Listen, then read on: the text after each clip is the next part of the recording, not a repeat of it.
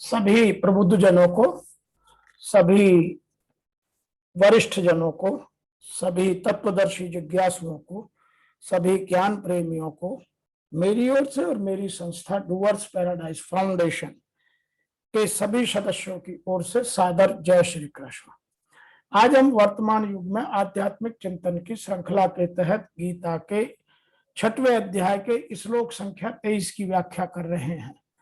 22 तक भगवान ने उसके लाभ के बाद क्या की स्थिति होती है वह समझाया और इस श्लोक में तत्परता पूर्वक ध्यान योग के अनुष्ठान का कथन है कि वो कैसे करना और क्यों करना चाहिए। तो इसको ऋषि वेद व्यास जी ने कुछ इस तरह लिखा है। तम विद्यात् दुख संयोग वियोगायम योग सज्जितम सह निश्चयेन योग तत्व योग अनिर्वण चेतसा, अर्थात जिसे जानकर दुख रूपी संसार के संयोग से वियोग हो जाता है, पूरी प्रकृति से हम वियोग कर लेते हैं, संबंध छोड़ लेते हैं, उस योग नाम वाली स्थिति को जानना चाहिए। वह योग उत्साह युक्त अर्थात शांत चित्त से निश्चय पूर्वक करने योग्य है, वह अवश्य करना चाहिए। यहां इस बात को कहने का तात्पर्य यह है कि जिसमें दुखों का संयोग ही वियोग है उसी को योग कहते हैं, उसी को नाम योग नाम से जानना चाहिए।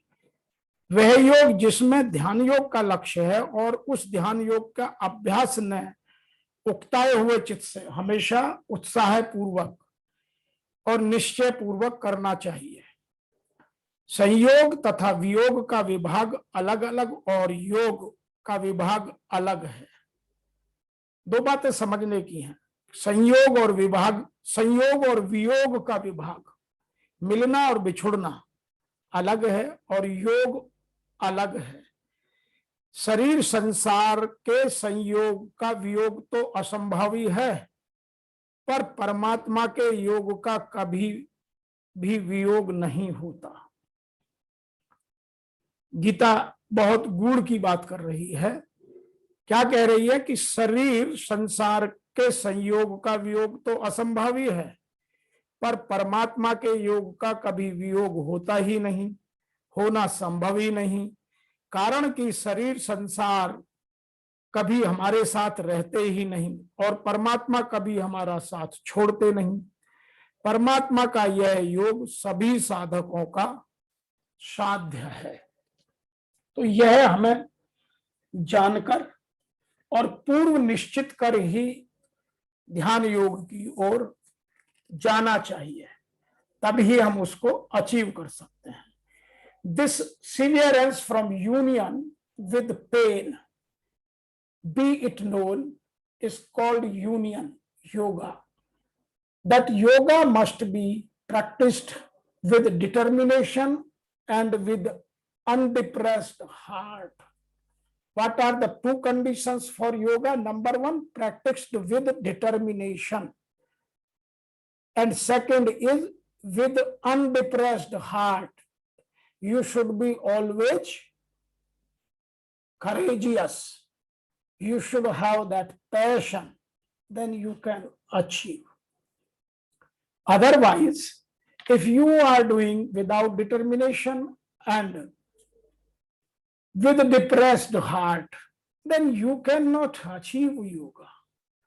So we have to understand. Therefore, Lord Krishna is telling to Tattvadarshi Arjuna the concept of ध्यान योगा।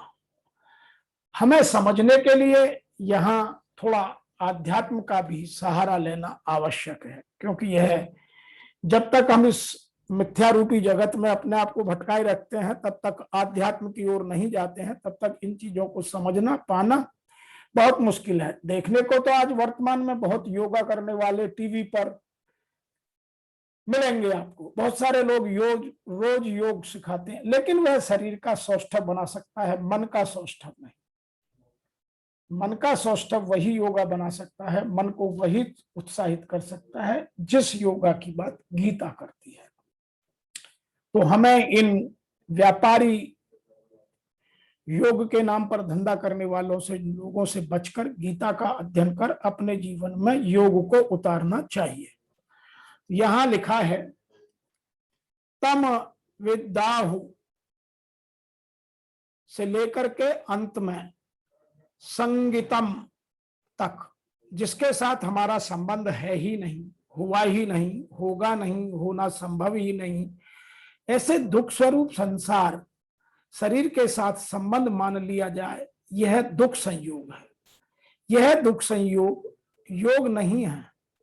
अगर यह योग होता, अर्थात संसार के साथ हमारा नित्य संबंध होता, तो इसे दुख संयोग का कभी वियोग या संबंध विच्छेद हमसे नहीं होता, परंतु बोध होने पर इसका वियोग हो जाता है। इससे सिद्ध होता है कि दुख संयोग केवल हमारा माना हुआ है। हमारा माना हुआ है, स्वाभाविक नहीं है। इससे कितनी ही दृढ़ता से संयोग मान लें और कितने ही लंबे काल तक संयोग मान लें, तो भी इसका कभी न कभी संयोग बदलकर वियोग में आ ही जाता है। अतः हम इस माने हुए आगंतुक दुख संयोग को वियोग कर सकते हैं। इस दुख संयोग शरीर और संसार का वियोग करते ही स्वाभाविक योग की प्राप्ति होती है। तो यदि आपको ध्यान योग लगाना है तो शरीर और संसार दोनों से वियोग करना अत्यंत आवश्यक है। अर्थात स्वरूप के साथ हमारा जो नित्य योग है, उसकी हमें अनुमति या अनुभूति हो जाती है, और उसकी अनुभूति होते ही स्वरूप के साथ नित्य योग ही यहां योग समझना चाहिए। यहां दुख रूप संसार के सर्वथा वियोग को योग कहा गया है, और गूढ़ रहस्य की बात है, दुख स्वरूप संसार के सर्वथा वियोग को यहां योग कहा गया है। इससे यह असर पड़ता है कि अपने स्वरूप के साथ पहले हमारा वियोग था, अब योग हो गया, परंतु ऐसी बात नहीं कि स्वरूप के साथ हमारा नित्य योग है। दुख स्वरूप संसार के संयोग तो आरंभ और अंत होता है, तथा संयोग काल में भी इस नित्य योग का कभी आरंभ और कभी अंत नहीं होता। कारण है कि यह योग मन, बुद्धि आदि प्राकृत पदार्थों से नहीं होता, प्रत्युत इनके संबंध विच्छेद से होता है। यह नित्य योग स्वतः सिद्ध है, इसमें सबकी स्वाभाविक स्थिति है, परंतु अनित्य संसार से संबंध मानते रहने के कारण इस नित्य योग की विस्मृति हो गई है।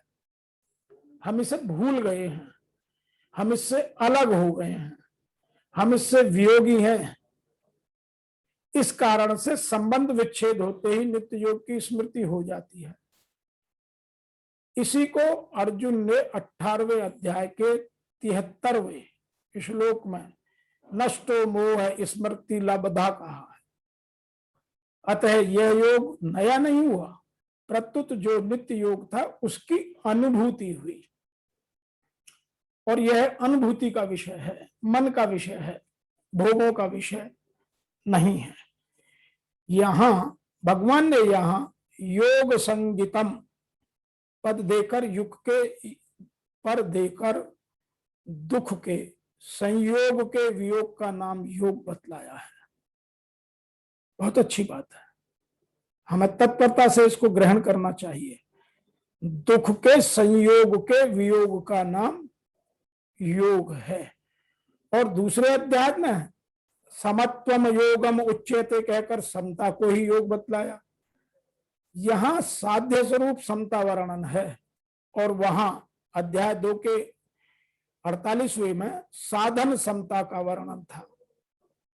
ये दोनों बातें तत्वतः एक ही हैं, क्योंकि साधन रूप समता में ही अंत में साध्य रूप समता परिणित हो जाती है।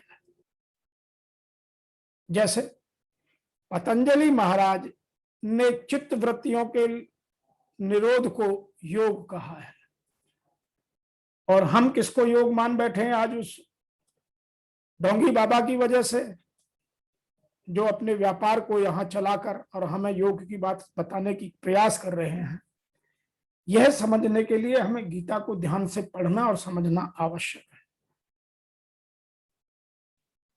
पतंजलि महाराज ने चित्त वृत्तियों के निरोध को योग कहा है। जब तक हमारे चित्त वृत्तियों में निरोध नहीं आएगा तब तक योग नहीं हो सकता। योग चित्त वृत्ति निरोध है, और चित्त वृत्तियों का निरोध होने पर दृष्टा की स्वरूप में स्थिति बताई है। तदा दृष्टम स्वरूप स्थानम। परंतु यहां भगवान ने तम विद्या दुखो संयोग वियोग योग संजितम पदों से दृष्टा की स्वरूप की स्थिति को योग कहा है, जो स्वतः सिद्ध है। यहां तम कहने का तात्पर्य है 18वें श्लोक में योगी के लक्षण बताकर 19वें श्लोक में दीपक का दृष्टांत से उसके अंतःकरण की स्थिति का वर्णन किया गया। उस ध्यान योगी का चित्त जिस अवस्था में उपराम होता है उसका संकेत 20वें श्लोक के पूर्वार्ध में यत्र पद से किया, और जब उस योगी की स्थिति परमात्मा हो जाती है उसका संकेत उत्तरार्ध में यत्र पद से किया। 21वें श्लोक के पूर्वार्ध में यत पद से उस योगी की आत्यांतिक सुख की महिमा कही, और उत्तरार्ध में यद पद से उसकी अवस्था का संकेत। 22वें श्लोक के पूर्वार्ध में यम पद से उस योगी का लाभ का वर्णन किया, और उत्तरार्ध में लाभ को यस्मिन पद से कहा। इस तरह 20वें श्लोक से 22वें श्लोक तक 6 बार यथ शब्द का प्रयोग हुआ। अतः यत्र तम यस्मिने, ये तीनों यथ शब्दों से बने हुए हैं। यहां से निश्चयन यक्तवो योग निर्वाण चेत निर्वाण से निर्वेण यक्तत्वो योग निर्वाण चेत सह, जिसमें दुखों के संयोग का अभाव है, ऐसे योग साध्य रूप समता का उद्देश्य रखकर साधक ने उक्ताए हुए चित्त से निश्चय पूर्वक ध्यान का अभ्यास करना चाहिए। इसी अध्याय के 18वें 20वें श्लोक तक वर्णन हुआ है। योग का अनुभव करने से सबसे पहले साधक को अपनी बुद्धि की निश्चयावली बनानी चाहिए, अर्थात मेरे को योग की प्राप्ति करनी है, ऐसा उसके मन में दृढ़ संकल्प होना अत्यंत आवश्यक है। ऐसा एक निश्चय करना चाहिए। ऐसा निश्चय करने पर संसार कितना ही प्रलोभन दे या वो कितना ही प्रलोभन पैदा कर दे, कितना ही भयंकर कष्ट आ जाए, तो भी उस निश्चय को नहीं छोड़ना चाहिए। आगे लिखा है अनिर्वण्ण चेतसा का अर्थ है कि समय बहुत लग गया, पुरुषार्थ बहुत किया पर सिद्धि नहीं हुई। इसकी सिद्धि कब होगी, कैसे होगी? इस तरह कभी उकताए नहीं, हमेशा उत्साह बना रहे, जोश बना रहे, उमंग बना रहे। साधक का भाव ऐसा रहे कि चाहे कितने ही वर्ष लग जाएं, कितने ही जन्म लग जाएं, कितने ही भयंकर से भयंकर दुख आ जाएं, तो मेरे को तत्व को प्राप्त करना ही है। साधक के मन में स्वतः स्वाभाविक ऐसा विचार आ जाना चाहिए कि मेरे अनेक जन्म हुए पर वे सबके सब निरर्थक चले गए। तो बहुत सारे लोग ये सोचते हैं कि मैं एक जन्म में पालूंगा। यदि हमारे प्रारब्धों का भार, वो पाप के हो या पुण्य के हो, यदि बहुत अधिक है तो जब तक उनका अकाउंट, उनका हिसाब पूरा नहीं होगा तब तक हमारा जन्म चलता रहेगा। उनको कुछ चीजों से कम किया जा सकता है, यह गीता हमें बताती है। इसीलिए यहाँ योग की, ध्यान योग की बात में इन चीजों का इतना विस्तृत वर्णन भगवान श्री कृष्ण अर्जुन को और हम जिज्ञासुओं को समझाने के लिए कर रहे हैं। तो यहाँ यह जान लेना बहुत आवश्यक है कि मेरे अनेक जन्म हुए पर वो सबके सब निरर्थक चले गए, उनमें से कुछ लाभ नहीं हुआ। अनेक बार नरकों के कष्ट भोगे पर उनके भोगने से भी कुछ नहीं मिला, अर्थात केवल पूर्व के पाप नष्ट हुए। पर परमात्मा नहीं मिला। यदि हम इस जन्म का सारा समय, आयु और पुरुषार्थ परमात्मा की प्राप्ति में लगा दें तो इससे उत्तम बात कोई और हो ही नहीं सकती। और हमारा वर्तमान काल, जैसा हम पीछे भी व्याख्या कराए, वर्तमान काल और आगे अगला जन्म भविष्य काल भी सुधर जाएगा। यह बात गीता हमें इस 23वें श्लोक की व्याख्या में समझाने की कोशिश कर रही है और हमें बता रही है। अतः इस श्लोक से हमें 3 चीजें अपने जीवन में ग्रहण करना आवश्यक है। नंबर 1, जिसे जानकर दुख रूपी संसार के संयोग से वियोग हो जाता है, जिससे हम संसार से और शरीर से जो हमने संबंध बना लिया है, यह मैं हूं, यह मेरा है, यह मेरे हैं, ये मेरे लिए है, उस सब से, उस संयोग से वियोग हो जाता है ध्यान योग में। नंबर 2, उस योग नाम वाली स्थिति को जानना चाहिए, उसका पहले से भान होना, उसका अपने मन में दृढ़ संकल्प होना बहुत आवश्यक है। नंबर 3, जब तक इसकी प्राप्ति नहीं हो तब तक जीवन में पूरा उत्साह पूर्वक जीवन बिताएं, धैर्य रखें, हैव पेशेंस और निश्चय। You should have the determination in life, yes I will achieve it. तो यह योग उत्साह युक्त, चित्त से निश्चय पूर्वक करने योग्य है। यह उन लोगों के लिए नहीं है जो क्षण क्षण में बदलते हैं, यह उन लोगों के लिए है जिनमें स्ट्रॉन्ग डिटर्मिनेशन और पेशेंस बहुत अधिक है, and they are always highly motivated and highly passionate. तो आज की इस व्याख्या में इतना ही, आगे फिर मिलते हैं। तब तक के लिए आप सबको मेरी ओर से और मेरी संस्था के सभी सदस्यों की ओर से सादर जय श्री कृष्ण और ओम नमो भगवते वासुदेवाय नमः।